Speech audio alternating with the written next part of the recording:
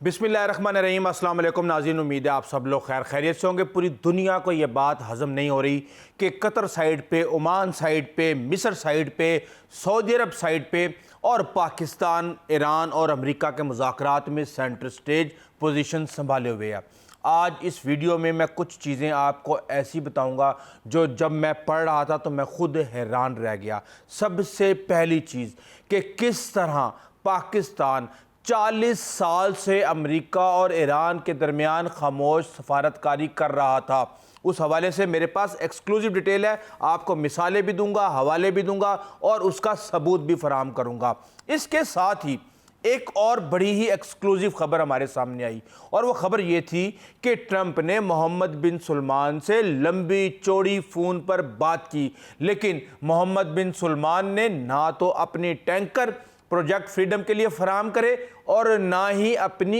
Air space. उसके पीछे क्या साइंस है और पाकिस्तान ने इस सारे मामले के अंदर किस तरह असर अंदाज किया। पूरी दुनिया इस बात से परेशान है कि पाकिस्तान का स्टेटस बूम हो रहा है। इसके साथ ही पाकिस्तान इस वक्त सेंटर स्टेज हासिल कर चुका है। पाकिस्तान एक मुस्लिम दुनिया के बड़े, जिसको कहते हैं ना जॉइंट मुस्लिम स्टेट सऊदी अरब, उसके स्ट्रिंग्स को पुल कर रहा है और वो उसकी बात को बिल्कुल जैसे कहते हैं जिस तरह कहा जाता है उसी तरह मान रहा है। ये क्या वजूहात हैं? और इसके साथ ही इसराइल ने पाकिस्तान के खिलाफ वाइट हाउस में साजिश शुरू कर दी है और उस साजिश की कुछ वजूहात हैं, वो मैं अभी आपके सामने रखता हूं। और मुत्तहिदा अरब अमारात और इसराइल पर इन मुज़ाकरात को सबूतास करने और उसके ख़िलाफ़ साजिश करने के हवाले से क्या इल्ज़ामात लग रहे हैं और वो ऐसा क्यों कर रहे हैं, इस पर भी बात करूंगा। बहुत ही एक्सक्लूसिव इंफॉर्मेशन है आपको बताने के लिए। अब आपको ये बात तो पता चल चुकी है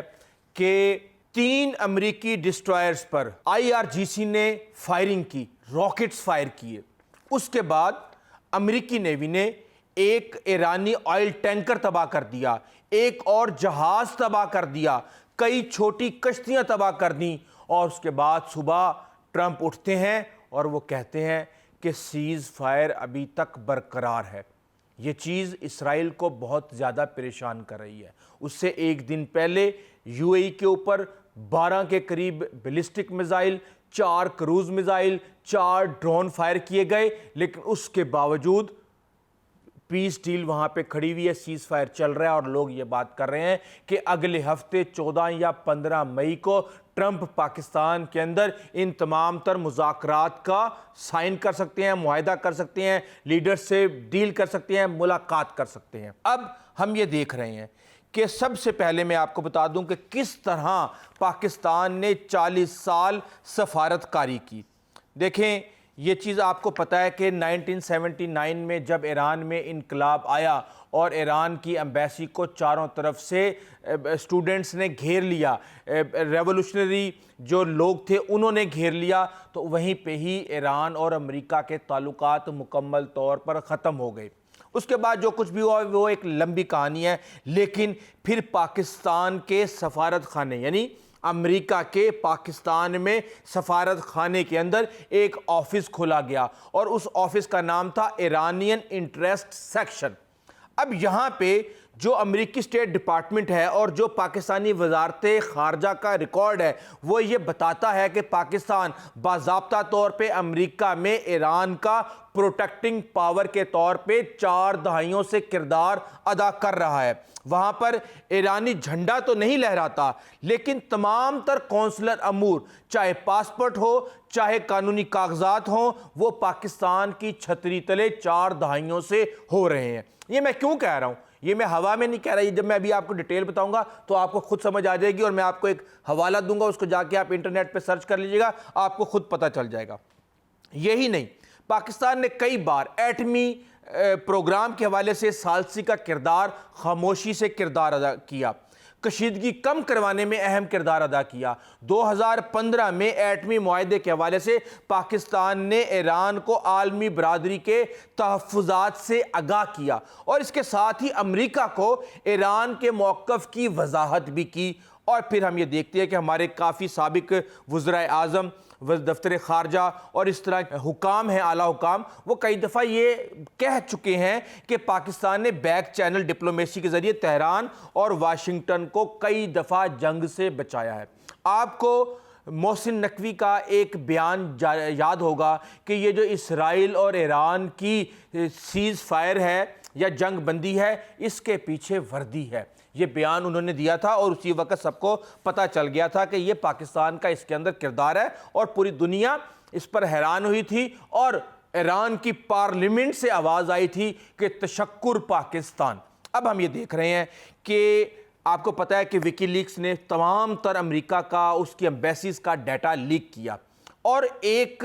جو کیبل تھی جس کا نام تھا 09 اسلام آباد 1871، آپ ہی جا کے سرچ کر لیں، آپ کو سمجھ آ جائے گی۔ اس میں این پیٹرسن کے پیغامات اور کیبلز تھیں، اور جس کے اندر انہوں نے ایک کیبلز کے اندر کہا ہوا تھا کہ پاکستانی عسکری اور سیاسی قیادت نے ایرانی قیادت سے ملاقاتوں کے بعد اہم پیغامات واشنگٹن کو پہنچائے۔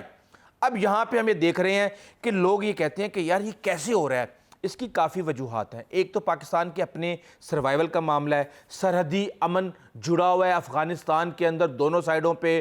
بلوچستان کے اندر اس کے ساتھ ہی ہم یہ دیکھ رہے ہیں کہ پاکستان کے بغیر امریکہ چاہے افغانستان ہو چاہے ایران ہو، وہ پیچیدگیوں سے نمٹنے کی صلاحیت نہیں رکھتا، اسی لیے پاکستان ہمیشہ پینٹاگون کا انتہائی کلوز اتحادی کے طور پہ رہا ہے۔ اور دوسرا، پاکستان کے مسلم ممالک کے ساتھ اور خاص طور پہ ایران کے ساتھ ایک برادرانہ تعلقات ہیں۔ ہم خود یہاں پہ اب اس جنگ کے اندر جو مین کردار ہمیں کرنا پڑا، ہماری پرسنل ریزنز جو ہیں وہ یہ ہیں، اس کے بعد میں آپ کو بتاؤں گا کہ اسرائیل کیسے سازش کر رہا ہے اور محمد بن سلمان نے ٹرمپ کو کس طرح انکار کیا۔ ایک تو ہمیں 21 دن لاک ڈاؤن اسکول بند رہے، پھر ہمارا جو ہم یہ دیکھتے ہیں کہ کرونا کی طرح کی پابندیاں پاکستان کے اندر شروع ہو گئیں، پھر مہنگائی نے عوام کی کمر توڑ دی، 20% شیعہ آبادی ایک الگ ہے، سعودی ایگریمنٹ الگ ہے، تو ہم ایک طرح سے ایران کے خلاف اپنی خواہش کے بغیر ایکٹ کرنے پر مجبور ہو جاتے اگر ہم یہ جنگ رکوانے کے لیے کام نہ کرتے۔ اب اگلی بات سن لیں، ایران کو پاکستان نے پش کیا کہ وہ سعودی عرب پر حملے کرنے کے حوالے سے اپنے موقف کو کمپرومائز کرے، ورنہ پاکستان کو فیس کرنے کے لیے تیار ہو جائے۔ اب آپ ایک چیز دیکھیں کہ یہ جو مذاکرات ہو رہے ہیں، اس میں ایک طرف ایران بیٹھتا ہے، دوسری طرف امریکہ بیٹھتا ہے، اور تیسری طرف پاکستان بیٹھتا ہے، اور پاکستان اس وقت ان مذاکرات میں گلف کے تمام تر جو ان کے مفادات ہیں ان کا تحفظ پاکستان اس وقت کر رہا ہے۔ اب فیلڈ مارشل جب ایران کے دورے پر گئے 3 دن کے لیے، آپ کو پتہ ہے اس کے ساتھ ہی پاکستان کا پورا سکواڈن اور مبینہ طور پہ 12,000 فوجی بیس پر جا کے سعودی عرب کے، اور انہوں نے اپنی پوزیشن سنبھال لی، اور اسحاق ڈار اب اس کی گواہی دے چکے ہیں۔ تو یہ سب کچھ کرنے کے بعد جب وہ ایران گئے تو انہوں نے جا کے ان کو ایک واضح پیغام دیا کہ سعودی عرب کے ساتھ جو ہے وہ آپ نے پنگا نہیں لینا، وہ ہماری ریڈ لائن ہے، اور آپ ہمیں یقینی طور پہ فورس نہیں کریں گے کہ ہم آپ کے خلاف ایکٹ کریں، کیونکہ جب آپ اٹیک کر رہے ہوں گے تو ہمیں اس کو روکنے کے لیے ایکٹ کرنا پڑے گا۔ اور پھر اس کے بعد ہم یہ دیکھ رہے ہیں کہ سعودی عرب کے اوپر آپ تمام ممالک کے حوالے سے ڈیٹا اٹھا کے دیکھ لیں کتنے حملے ہوئے، یہ آپ کو فوری طور پہ پتہ چل جائے گا۔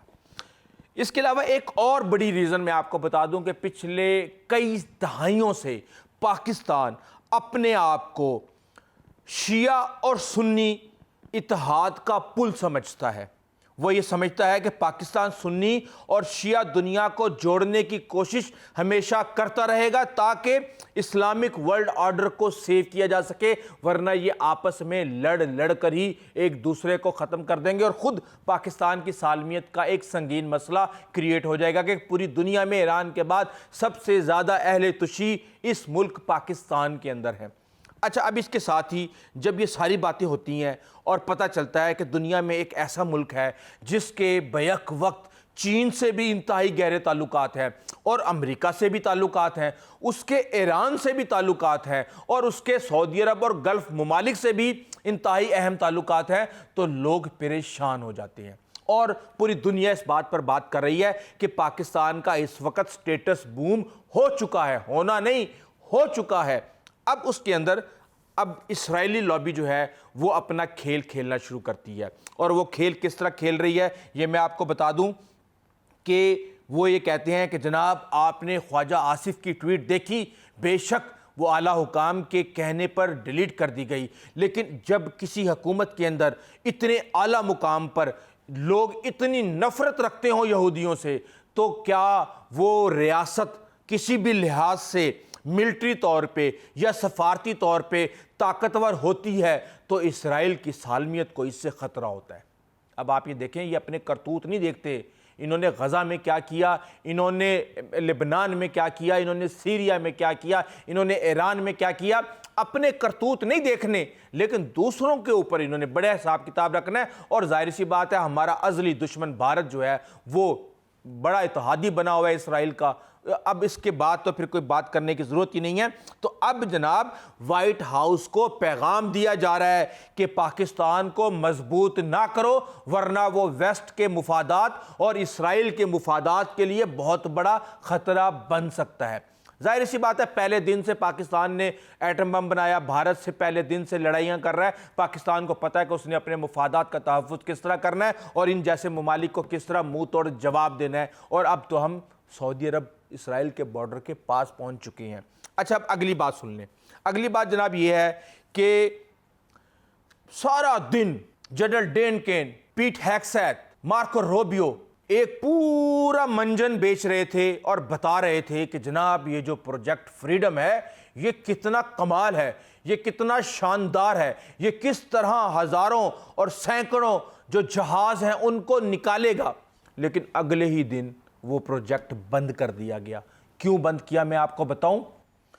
اب دی گارڈین جو ہے اس کے اوپر ایک تفصیلی رپورٹ دے چکا ہے، اور اس نے یہ کہا ہے کہ جناب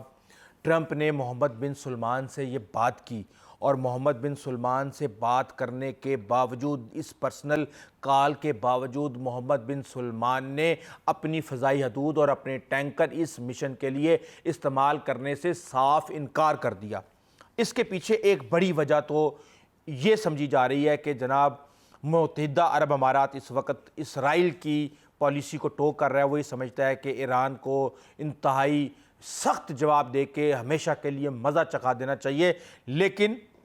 معاملات کچھ اور ہیں۔ سعودی عرب یہ سمجھتا ہے اور پاکستان نے اس کو یہ باور کروا دیا ہے کہ یہاں ٹرمپ دلدل میں پھنس چکا ہے، وہ یہاں سے نہ نکل سکتا اور نہ وہ کہتے ہیں نہ کھا سکتے نہ اگل سکتے۔ اس وقت ایران میں کے حوالے سے ٹرمپ کی یہی صورتحال ہے، اور وہ یہ نہیں چاہتا کہ اس کے اسٹریٹ آف ہارموز کو ایک طرف بند کر دیا جائے، دوسری طرف بحیرہ احمر کے اندر 50% ان کی تیل کی سپلائی پائپ لائن کے تھرو جا رہی ہے، وہاں پہ یمنی حوثی باغی جو ہے وہ تیار ہو جائیں اور وہ بھی بند ہو جائے اور یہ یہاں پہ کھڑے ہو جائیں۔ اور اس کے علاوہ میں آپ کو بتاؤں کہ اس وقت متحدہ عرب امارات اوپیک چھوڑنے کے ساتھ ساتھ اب عرب لیگ کو بھی چھوڑنے کے بارے میں انتہائی غور سے اس کے بارے میں غور کر رہا ہے، اور کہا جا رہا ہے کہ جو خفیہ نقصانات اس وقت گلف میں ہو چکے ہیں اس کا 20% بھی نہیں بتایا جا رہا، اور جو توانائی کے ڈھانچوں کو نقصان پہنچ چکا ہے اسے منظر عام پر نہیں لایا جا رہا،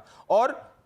سعودی عرب کو اب ٹرمپ پر عدم اعتماد ہو چکا ہے، ان کی جنگی حکمت عملی پہ عدم اعتماد ہو چکا ہے، اور سعودیوں کا خیال ہے کہ امریکہ نے خود کو ایک ایسی جنگ میں پھنسا لیا ہے جسے نہ وہ جیت سکتا اور نہ ہی یہاں سے نکل سکتا۔ اور اس پر سے یمن کا فیکٹر میں آپ کو بتا چکا ہوں کہ وہ بھی اگر ایکٹیویٹ ہو گئے تو بحیرہ احمر بھی بند ہو جائے گا۔ ابھی 5% تجارت دنیا کی بند ہے، پھر 12% مزید بند ہو جائے گی، اور 17% جب ٹریڈ بند ہوگا تو ابھی 5% کے ایفیکٹ تو آپ روزانہ پیٹرول ڈلوا کے فیس کر رہے ہیں، پھر 17% کے جب آپ فیس کریں گے تو لگ پتہ جائے گا۔ اور اب کہا یہ جا رہا ہے کہ متحدہ عرب امارات سعودی عرب سے شدید ناراض ہے، کیونکہ وہ یہ سمجھتا ہے کہ اس کو سب سے زیادہ نشانہ بنایا گیا، لیکن خاطر خواہ یکجہتی کا مظاہرہ سعودی عرب کی طرف سے نہیں کیا گیا۔ دوسرا، سعودی عرب یہ سمجھتا ہے کہ اسرائیل اور عرب امارات کی جو قربت ہے اور ابراہیمی معاہدے کے بعد جو کچھ ہو رہا ہے اور جس طرح اسرائیلی فوجی اس وقت عرب امارات میں آ چکے ہیں، یہ سعودی عرب کے لیے اس وقت خطرے کی گھنٹیاں بج رہی ہیں۔ اور یہی نہیں بلکہ ہم نے یہ دیکھا کہ یہ جب سارا سسٹم ہوا اور رات کو دن میں گزرنے کی کوشش کی گئی، امریکہ کی فریگیٹ ساتھ تھی اور پیچھے پیچھے ٹینکر آ رہے تھے، ٹرانسپونڈرز بند کیے ہوئے تھے۔ سعودی عرب نے اپنا کوئی ٹینکر نہیں بھیجا، ہاں عرب امارات نے ضرور بھیجے اور انہوں نے وہاں سے اپنے ٹینکرز گزارے ٹرانسپورٹرز بند کر کے۔ اس کا مطلب یہ ہے کہ اسرائیل اور امریکہ کی ہر طرح کی حکمت عملی کے ساتھ عرب امارات 100% کوآپریٹ کر رہا ہے۔ اور بقایا آپ کو یمن میں کیا ہو رہا ہے، صومالیہ میں کیا ہو رہا ہے، سوڈان میں کیا ہو رہا ہے، سعودی عرب اور عرب امارات کے درمیان، یہ مجھے آپ کو بتانے کی ضرورت نہیں ہے۔ اور اس وقت صورتحال یہ ہے کہ عباس اراغچی نے ٹویٹ کی ہے اور انہوں نے کہا ہے کہ جب کبھی بھی ہم میز پر بیٹھتے ہیں، معاملات کو حل کرنے کی کوشش کر رہے ہوتے ہیں، ریکلیس ملٹری ایڈوینچر کیا جاتا ہے امریکہ کی طرف سے۔ اور ایک بات بتا دوں میں آپ کو